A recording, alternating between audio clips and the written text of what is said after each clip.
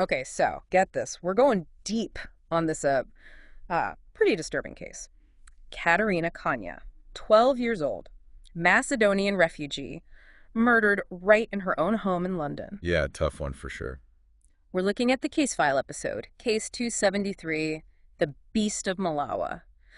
And here's the thing, we're not just going to rehash all the details. We really want to get into how and why, how could this even happen? Right, yeah, it really makes you think, like, what went wrong? Totally. So let's start with Katerina. Okay, imagine this. You're 12, new country, and get this, you're at the top of your English class. That was Katerina. Full of life, loved to sing, excited for the future. Yeah, such a tragedy. I know, right? Makes it even worse.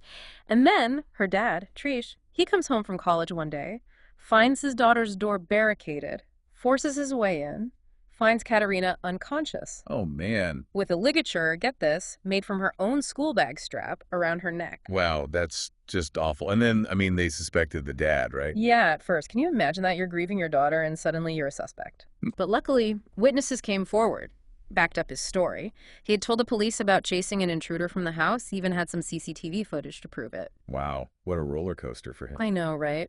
Relief, but still, the grief. Unimaginable. But as the investigation continued, the police, they started connecting Katerina's murder to other attacks on girls in Hammersmith.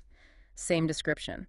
Seems like this guy was targeting girls in school uniforms. Scary stuff. Yeah, pattern emerging. Really scary. And get this, they had fingerprints, DNA, witness descriptions, the whole 9 yards, but still couldn't find the guy. How is that even possible? Right. It's crazy. And another thing, did you know that this whole investigation was going on at the same time Princess Diana died? Oh, wow, yeah. Makes you wonder if all the media frenzy around Diana took away from, the focus on Katerina's case. It's possible. Hard to say for sure, but it makes you think. Yeah. So the case kept going, and then years later, boom, a breakthrough. But get this. It comes from a completely unrelated rape case. Okay, this is interesting. They arrest this guy, Jose Marco Diaz. His DNA goes into the system, and guess what? It matches the DNA from Katerina's murder. No way. Yeah, but hold on, it gets even crazier. Diaz was a fake name. Turns out this guy's real name was Andrzej Kunowski. And get this, he had a serious criminal history back in Poland. Wait, hold on. So this guy was just walking around with a fake name. Seriously? Yeah, it's a pretty big systemic failure, to say the least. But before we get into that, let's talk about Kunowski's past. He was known as the Beast of Mlawa in Poland. Stalking, choking, wielding knives. It was bad. Targeted mostly women and girls. Oh, man, that's chilling. And they just let him walk free. Well, that's the thing. They kept releasing him, even though his crimes were serious and there were warnings from prosecutors. That doesn't make any sense. There's this one incident, right? He closed a car window on a woman's neck while she was giving him directions. Come on, that's not a small thing. You're telling me it's like they were just ignoring all the red flags. It's not just petty theft. This guy was dangerous. Totally. And then he escapes while he's waiting for another trial, no less. Like something out of a movie. Just walks out of the hospital after hip surgery. Yeah, pretty much. Gets a fake passport, becomes Jose Marco Diaz, and ends up in England. Okay, so he's under the radar in England. But wait, you said earlier he had contact with the authorities over there too. So how'd he slip through the cracks again? Well, this is where it gets really frustrating. This guy, he was arrested for theft, detained by immigration, even applied for citizenship, but somehow nobody figured out who he really was. You've got to be kidding me. No fingerprints, no database checks, nothing. Apparently not. And to add to it all, his own mother knew where he was the whole time, even visited him. Wow. It makes you wonder about those who help fugitives, But let's talk more about these failures in the UK system. This is like immigration 101, right? How could this happen? It's just unbelievable that he could just move around like that between countries, no one catching him for so long. And it all led to such terrible consequences.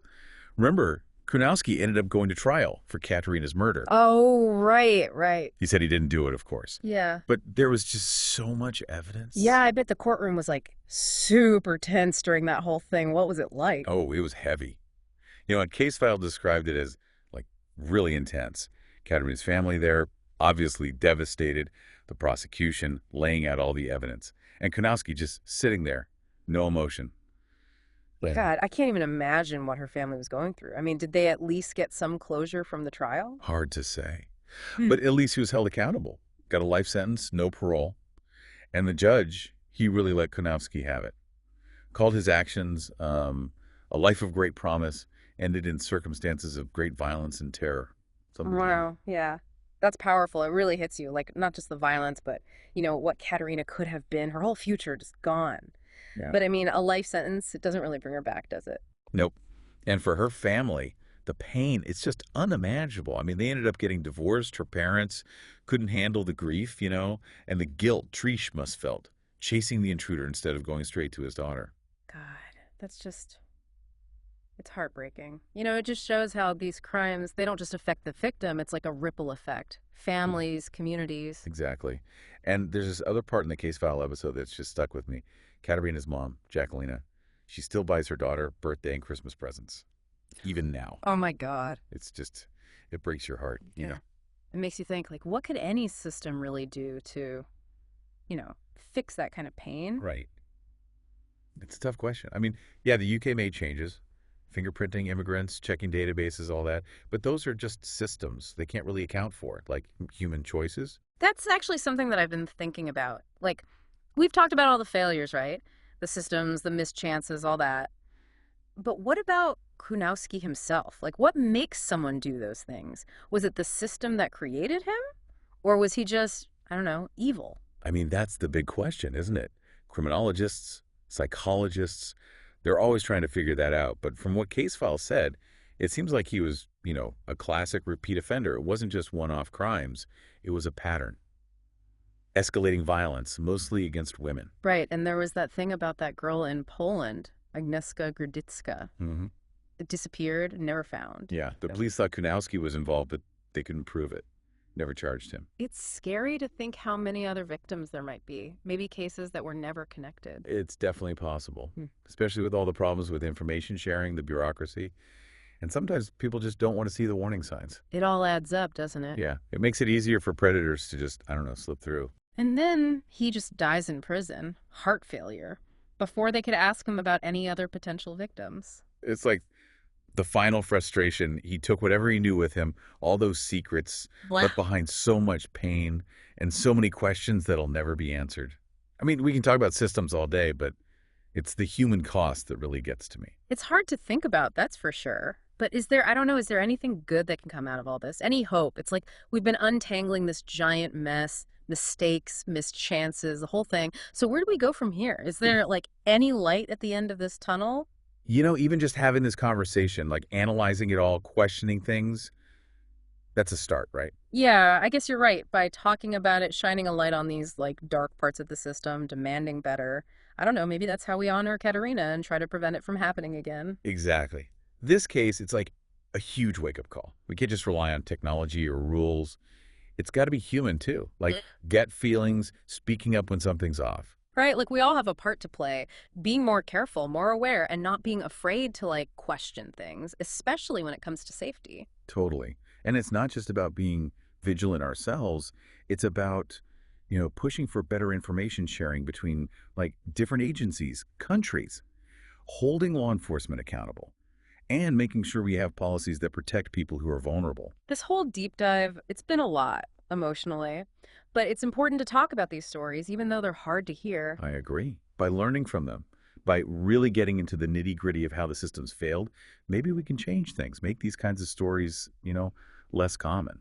We've talked about Katerina and how the system failed her, and about Kunowski and what he did, but honestly, the thing that really sticks with me is her family, how strong they've been through all this. It's pretty incredible. Shows how resilient people can be, even after something so awful. And it makes you realize how important it is to support families like that.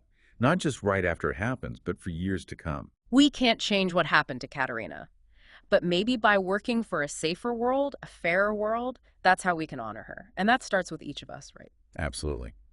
As you think about this case, I want you to ask yourself, what can you do in your own life to make a difference? To raise awareness, to support people who've been through something like this, or even just to push for change? It's a big question, one that I hope sticks with everyone listening. This deep dive, it's been tough, but I'm glad we did it. We saw the dark side of things, but we also saw how strong people can be and how things can get better. Thanks for joining us for this deep dive.